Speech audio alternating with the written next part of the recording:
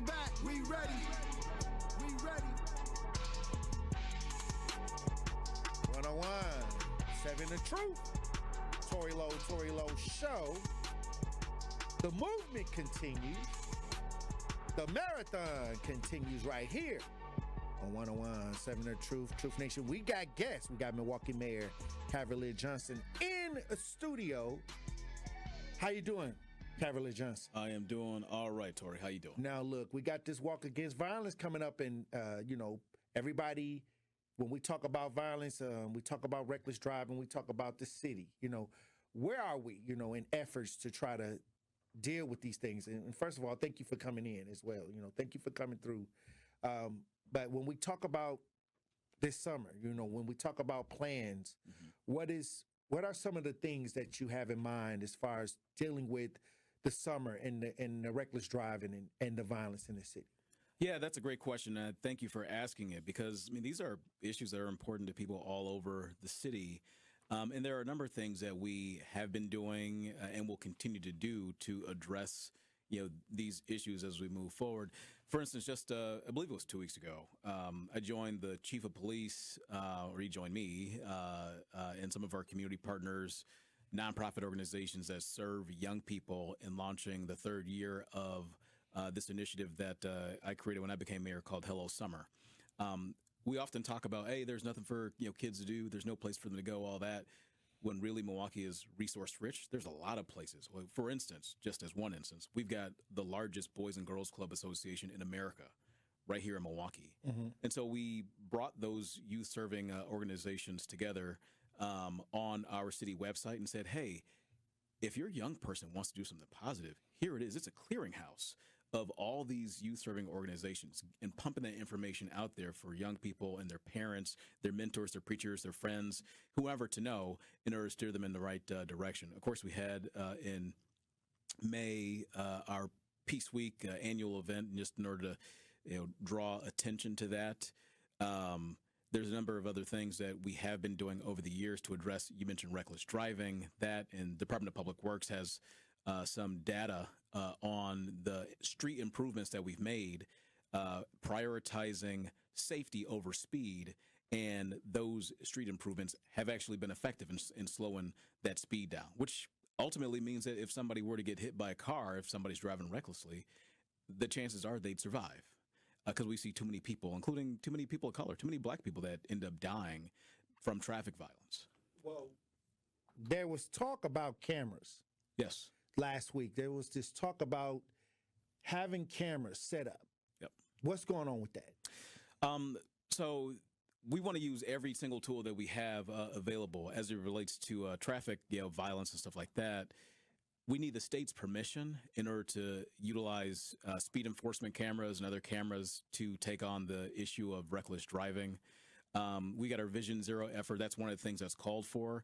As a matter of fact, it's been pretty interesting that a number of mayors from other parts of the state have reached out to me and said, hey, we could use this same sort of stuff here too, because we see reckless driving activity here too in our communities. Well, we need state permission. The pushback on these cameras, a lot of people say it's a privacy violation. Oh.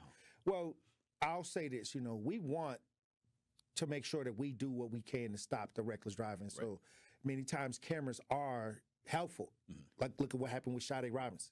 Exactly. They were able to, get some of the information from the Life 360 app and then kind of zero in on the cameras on that route. Yep. And so that's the positive side, but a lot of people are saying that when it comes to privacy, will the regular citizens start becoming victims of these cameras?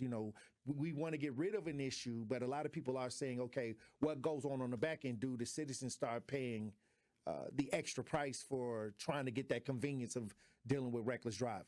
Well, and I think they were referring to the red light cameras in Chicago. Sure. Well, that's I think the benefit of these programs being in existence in other places. Like, we can modify the usage here to make sure that we're listening to some of the concerns that people have. The program that we're talking about here in Milwaukee is not as extensive as what you see in Chicago or some of these other places. The bill that hopefully moves forward in the legislature would only allow for a set number of cameras to be available in each of the 15 aldermanic districts. I believe it's only 5 per aldermanic district. So we could zero in on the most problematic intersections where you see high levels of crashes, vehicle crashes, and crashes that hurt people as well, in order to address that So situation. this is not something that's spread throughout any district. These are, each district gets about 5 places that are causing problematic. Correct. 5 problematic intersections or so that each district, all 15 districts, are going to be able to have. Correct. That's what we would be. That's what we would be allowed to do under the state law. It wouldn't be like all cameras would be focused in. Let's just choose an intersection at 27th and Center, right? Down the street from where I used to live. Like, it's not going to happen that way. Right. It'd be up to 5 cameras per aldermanic district, and the other cameras, the speed enforcement cameras. You folks have talked about regular citizens getting Flock cameras almost. getting caught up in that. My thing is, like, look, if somebody is blasting through an intersection at 15 miles over the speed limit, Right. like I would assume, like the people they were talking about, And that's what I was. we can't let that happen. And that regardless of at who's first doing I thought it was like 5 miles over, but No. this is 15 It's miles 15, over. yeah. Okay, so I had to really just say, okay, I'm not gonna push back on 15 miles Yeah, over. I mean, going through a light, from 0 to what?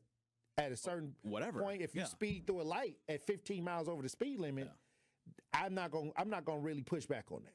Yeah, I mean, it's about, so what we have been doing since I've been the mayor is we've been addressing issues around street safety, and we've been focusing in on safety first. So you're trying to incorporate speed into your travel and stuff like that. I'm not interested in that, because we see what happens there. People end up getting hurt. Right. Folks end up getting T-boned. Kids end up getting hit. People on their bikes end up getting hit. Like, we're focusing in on safety first, and that's what we'll continue to do. I think the last press conference you were kind of upset because an older person was involved in what took place. When we talk about incidents in our community, a lot of times the focus is on young people. Yeah. But I think that you asked the question, this was an older male, 39 years old. 39 years old, causing issues in the community.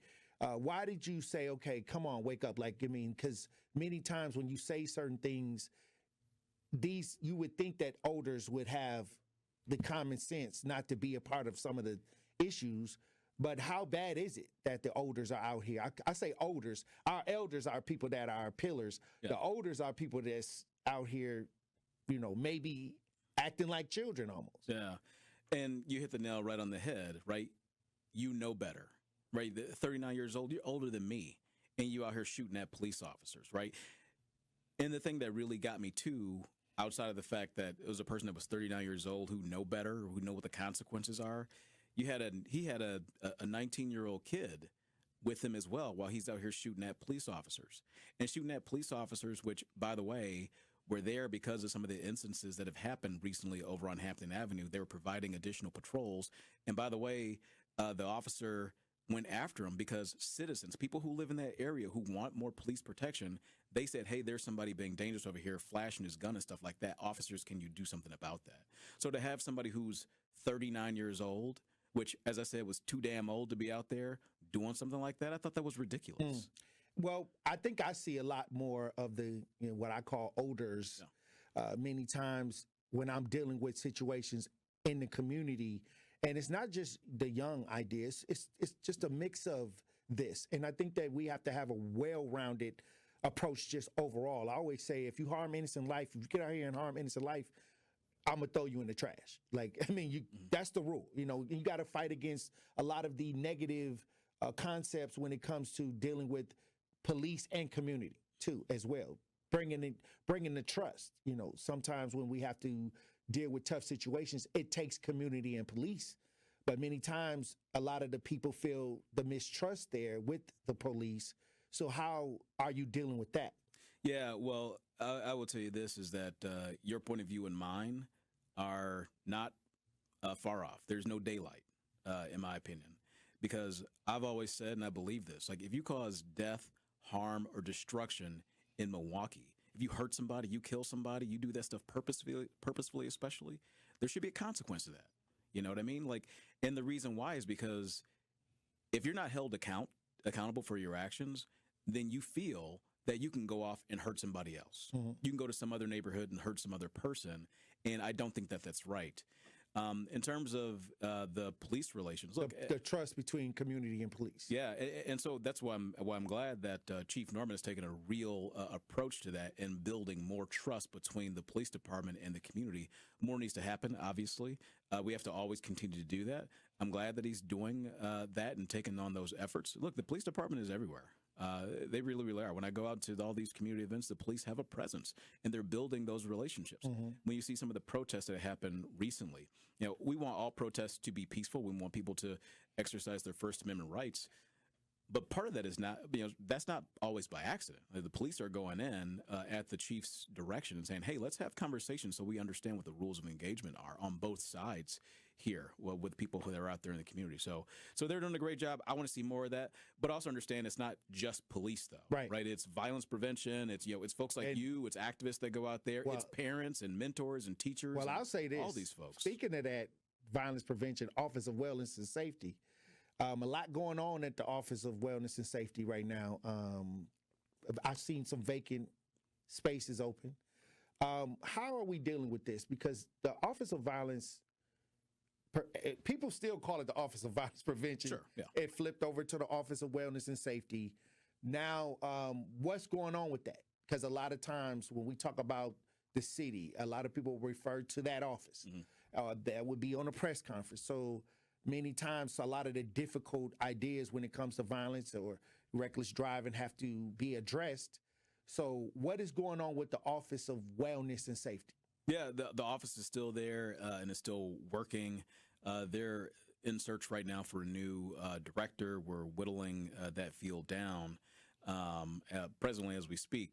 But the office is still there. As a matter of fact, after some of the unfortunate instances that happened on Hampton, including the one we just talked about recently, the Office of Community Wellness and Safety have been out there and have been touching base with members of the community as well. So they're out there. Is there a main point person, like Ashanti was the main person? He went into the business sector. Sure. Is there anybody running that office? There is. Karen Tyler, who had been there for some time, she's the interim director. So that there was somebody sitting in that seat. We're in the process right now of hiring the permanent person for that. And what type of person are you looking for? Because they keep asking me, Tory, you need to sign up for that. Yeah. And I was like, what is that? What does that? Who are you looking for to deal with that? Yeah, there's a whole hiring process that has been going on for some time. There are people from Milwaukee certainly and around the country who have applied to do that job. What type of person do you want in that position? I want somebody who's going to be effective, somebody who's going to be able to go out there and talk to people, engage with the community on the ground where they are. Because again, it's not just police. We don't need another police chief. We have one. We need somebody who can go in and touch base with community exactly where they are. And that's the sort of person that I need. Somebody who can be analytical, somebody who can work with our community partners in order to build the trust necessary to have the prevention approaches that we need to make our city safer, but not on the police end, on the community end. And like I said, at this point, I was trying to tell the police chief who came on the show, I said, what can we do? We already know the issue. Everybody can point the finger at the problem. What can we do to make some real solid changes moving forward? And I even said, hey, look, even with the DA, the DA came on the show. I said, look, what can we do? Because I think that now we're at the point where we just need results. We need results on the table. We need things to be efficient. And when we talk about, all of the things that happened over the years leading to this point in 2025, how are we moving into the future with all of these things going on? How do we approach it? And I say we have to be result-based to me. I think that we have to all work together, citizens, people, the politicians, those that we put in place. Everybody have to be on one accord to make it happen. Yeah, and I don't disagree with that. I will tell you, though, so I was really, really disturbed by a recent incident that happened, and I'm sure you've seen this, Tory. There was a mother and a daughter, 29 years old, got into a Facebook fight or whatever. The mom brings the other siblings over to fight the 29-year-old daughter or whatever, and 15-year-old son takes out a gun and shoots his older sister and kills her. Right. And downtown, near downtown, near downtown. And she's got, as far as I understand, 3 kids, maybe 4. Yes. This was a family thing. Right? So like, we're here. We're always going to be here. I go out every single quarter and report what's going on in public safety myself, the police chief and the director of the Office of Community Wellness and Safety. We do that. We try to be transparent there. But transparently speaking, too, like, it can't just be on us. Like, we need, parents. We need teachers. We need mentors. We need, pastors. We need, folks to also step up with us in order to have an impact on this. Because as great as all of us, are, and as great of an impact that we want to have in the community, like, we can't be in people's homes when they have a domestic issue. You like don't that. See it coming. You know what I mean? Like, it's random. So we need families to also be in a position where they're tamping that stuff down. And then when you got folks that go out and they pull triggers on, a Saturday night, they go into somebody's house. You know what I mean? And then nobody says anything. Like, we need people to actually step up and be a part of the solution there. Well, I'll tell you this. I agree with you on that. I think that many times, in order to change some things, all minds have to be at the table. And I think that many times, because I don't do meetings like that because they too long and drawn out. Sure.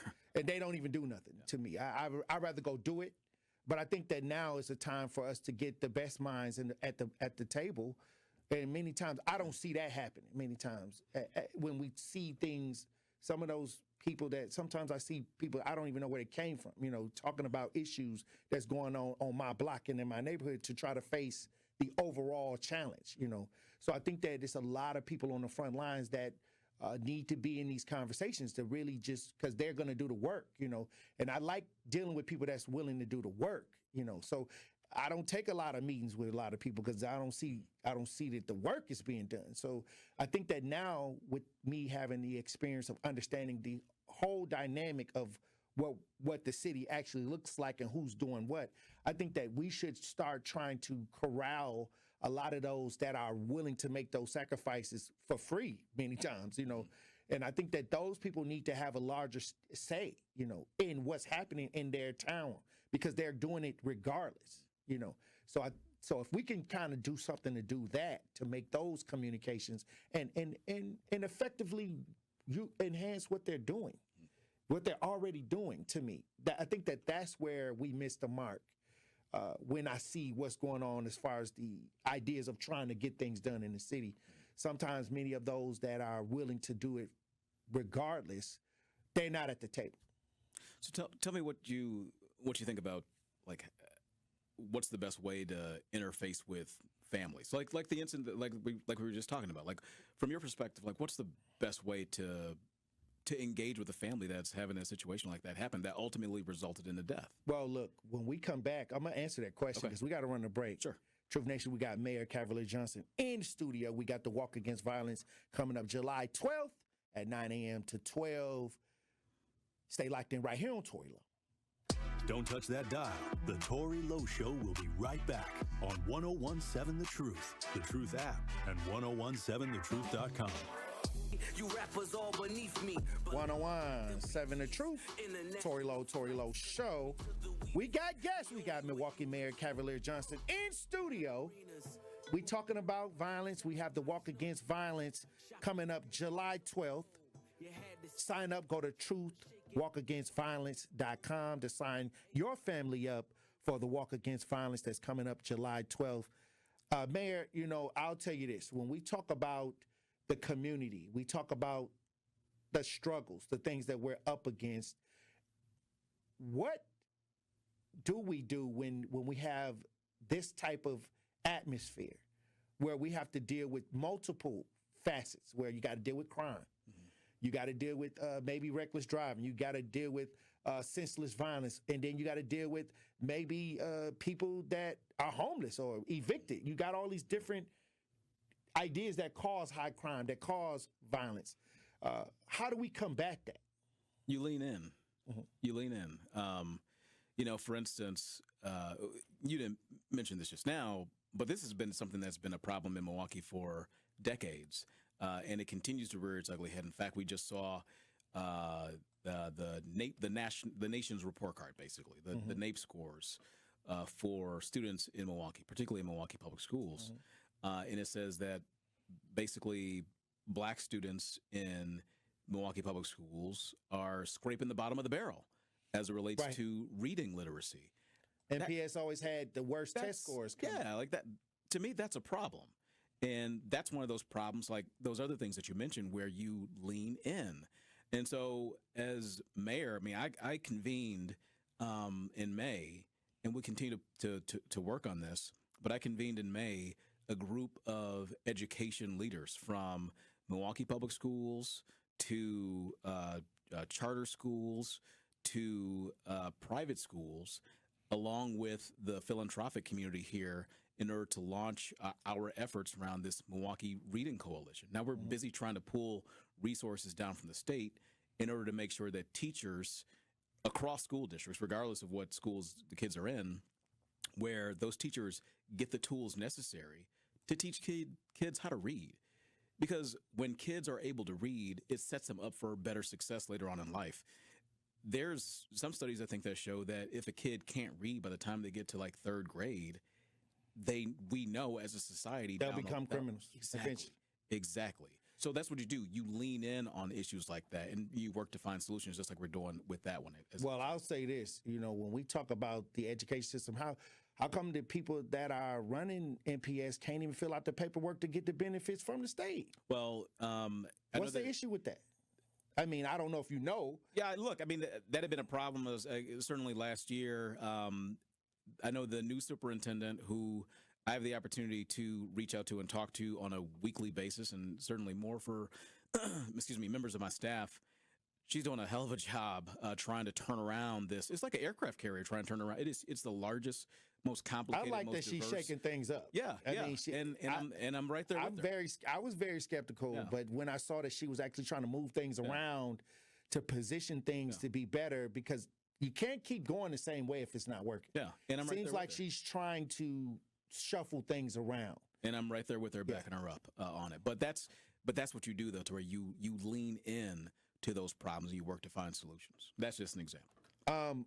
Somebody in the chat, they talking about the reckless driving car. I call it the Mario Kart. Sure. What's going on with this? The reckless. What was that about? The reckless driving car. It's to make people talk about reckless driving. It's to get it worked. Exactly. And by the way, like that's I call it the King Cooper movie. It does. That's what I call it. Look, I'm a video game player myself, and I love Mario Kart, and that's right. It's funny that's you say what that. I call it. It's funny you say that because that's actually the first thing that I thought of too. Oh wow! It looks like something that Bowser would drive. Oh my goodness. In Mario Kart. But, do it even work? But we don't see it nowhere. Yeah, no, that's they said it was broke down. No, it works. I just saw it the other day. It goes around to other places around the city. Okay, but that's exactly what the point was to get people to talking about reckless driving. So it's doing its job, getting people to talk about the issue. Oh, it worked. Yeah, no, that's exactly what it was supposed to do. Hey, that's exactly what it was supposed to do, and it was philanthropic organizations that helped to put the money up for us. So it's not like, the city paid $88,000. Yeah. It was like philanthropic groups that helped to bring it to life, so that we can have conversations and get people talking about reckless driving. I was hoping nobody didn't steal it and go around and speed through a light. No. It goes at a very low speed. That thing was wild. Hey, but like I said, when we talk about different efforts being done, I mean, I think at the end of the day, people want to eliminate the fear of what's going on. Yeah. I mean, you don't want to have somebody, one of your loved ones. Many times I get these calls where a loved one has been injured due to a reckless driver and things like that. So they always look to the mayor, or we look to the person that's in control to say, what's the plan? How do we attack this? Because a lot of people have fear of just walking outside and something happen. Yeah, you're absolutely right. And there are three things that you can do to affect reckless driving behavior, right? To cut down on the reckless driving crashes universally across the country. And we utilize those things here in Milwaukee. Those three things are these. It's education, We've got our Vision Zero effort that I championed when I was on the Common Council, signed into law when I became mayor. It's got education programs around it, like the Speeding We Can Live Without It campaign and the like, including the car that you're talking about, right? The Bowser car, man, right? The Mario Kart. So those are all education aspects. Enforcement is another thing. You said you had Chief Norman in here recently. Yes. The traffic safety unit, where police officers who are dedicated working, going out and giving traffic citations to people who are driving recklessly, right? So there's that. And the other thing, and the most effective thing, by the way, the most effective thing that you can do is changing the infrastructure. Don't allow people to have the space to drive recklessly in the first place. And that's a big, difficult thing. It's not necessarily the most popular thing, but I'm prioritizing safety over speed. And so, yeah, we're making changes to the roadway in order to stop people from passing on the right and things like that. The interesting thing about that is that, I've been out there and I've seen in spots where those pinned on curb extensions are not there. And people will come to me and say, Mayor, I don't like that happens in my neighborhood. If we had one of those pinned on curb extensions there, they wouldn't be able to do that. So infrastructure is the most effective thing, I'm telling you, that we possibly can do to affect that behavior. And we've got data to back it up that shows that when we change the infrastructure, those speeds drop. And that is a good thing for safety in the city. Well, look, when we come back, I want to get your final thoughts on what you need from the community to help you fight as a mayor against what we see out here with the violence, with the reckless driving, with everything that's going on. How can they help reduce the violence? Hey, look, when we come back, Truth Nation, we'll have more conversation. Stay locked in right here on Tory Lowe. More of the Tory Lowe Show is next on 1017 The Truth app, and 1017thetruth.com. 1017 The Truth, Tory Lowe Show. Look, we got Mayor Cavalier Johnson in studio. Cavalier Johnson, hey, what do you need the community to do to help assist moving forward this summer? Yeah, no, I appreciate that question. We need everybody to step up. Look, I say this all the time, right? It's not just on me or the police chief or the superintendent of schools. Like, everybody's got a role to play in public safety, right? If you're a parent and you got, a young person that's out there that needs some eyes on them, like, make sure the eyes are on them. Mm-hmm. If you got, and we unfortunately see too many instances of this, if you have guns in your home, I understand all the guns are not going away, right? But at least make sure that those guns are properly secured. Make sure there's a gun lock on them. Make sure that they're in a gun safe. If you got a young person that needs to have some activities that they're involved in to make sure they stay out of trouble, go onto our website. Go onto Hello Milwaukee. The Hello Summer website. And make sure they get linked up with some of our opportunities. Make sure they join Earn and Learn. Make sure they join Camp Rise. Make sure they are part of the United Neighborhood Centers of Milwaukee. I said before, we got the largest Boys and Girls Club Association in the United States, right here in Milwaukee. Make sure you're keeping an eye out for your loved ones. And if somebody is out there in your family, right, and they're causing death, harm, or destruction, just like you said earlier, Tory, like if somebody hurts somebody, then you got to throw them out, right? I forget exactly. Like I say, you got to throw them in the trash. Throw them in the trash. There you go. You got to make sure, all of us have to make sure that if those are our people that are doing it, that we hold them accountable. You know what I mean? Like, because if that doesn't happen there, then it ends up that the police end up having to hold them accountable. The courts have to hold them accountable. The prison system has to hold them accountable. I would rather not see that. I want to make sure that folks have the opportunity to participate in good things on the front end and not doing it on the back end. So I need everybody to step up that way. Watch out for your people. Make sure your kids are in the best possible spot. Make sure that if you got guns in the house, make sure you locking those things up. Pay attention to what's going on and then participate. If you see something that's going on in your neighborhood, don't just wait for your neighbor to call it in. You call it in. And you can even do that anonymously. We got anonymous, like the Crime Stoppers number, the MPD, anonymous tip line. There's ways to get that stuff in and do it anonymously if that's what you want to do. Go to the crime and safety meetings at the police district stations. Every single police district hosts one every month. Go to them. had to build that relationship, build that trust, build that transparency, and then work to build greater safety in your neighborhoods. All of us can do that. And to me, I feel like we got to work well-rounded. Many times, a lot of these agencies, a lot of people come in here, a lot of victims say they reached out and they didn't get a call back, or they feel slighted many times when they do, or they'll say they gave them my name, or, I told them somebody and they put my name on the paperwork and things like that. I think that we got to start educating people on how to really do it. Yeah. And I think the fear is that the retaliation. Yeah, and that's many times the retaliation of what could happen. And that's what I'm saying. Use the anonymous, tip lines. If you're worried about that, if you're concerned about that, which is a real thing. I'm not, rushing under the rug. I'm saying that if you feel that way, but you still want to be involved, you still want to contribute to public safety, you still want to make sure your neighborhood is a safer place, use that stuff, and don't feel like you have to give that information, up, to police if you're simply reporting bad stuff that's happening in your neighborhood. So call the Crime Stoppers, call the 286. I'm sorry, the anonymous tip line at police for the police department. Work with your community liaison officers. Go to the crime and safety meetings. Build those relationships, and get the information out so we can respond to it and make sure that our neighborhoods are safe. All right. Also, July 5th, Tory Lowe Day. Look, man. Look, thank you. Hey, absolutely. And that's powerful. And I want to thank you for the work that you do out there in the community. I mean, every little bit helps. Everything that we do out there in order to reduce violence is a major step forward. I mean, right. the walk that you're talking about, just creating more awareness of it, right? That's another very powerful tool in this. So I want to thank you for going out there and doing that. Hey, look, let me tell you something. It took me 16 years.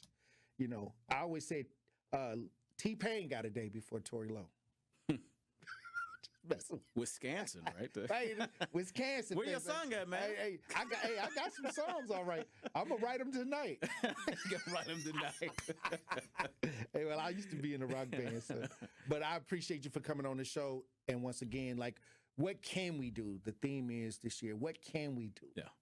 And the thing is, we all have to take and do our little, so nobody has to do a lot. Correct. Look, I appreciate you for coming on the show, Mayor. Yeah. Walk Against Violence, July 12th. Go to truthwalkagainstviolence.com to support the Walk Against Violence this year. And once again, thank you for coming on the show. Thank you, Tory. Hey, look, when we come back, we'll have more conversation, Truth Nation. Stay locked in right here on Tory Lowe. The Tory Lowe Show returns after this on 101.7.